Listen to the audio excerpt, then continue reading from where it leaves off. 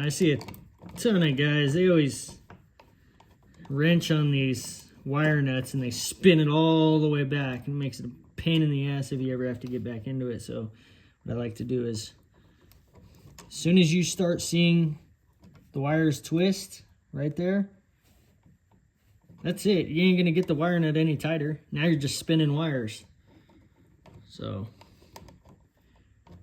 just a little twist is all you need.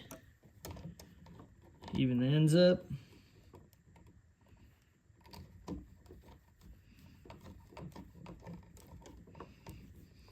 Hold them tight with this hand.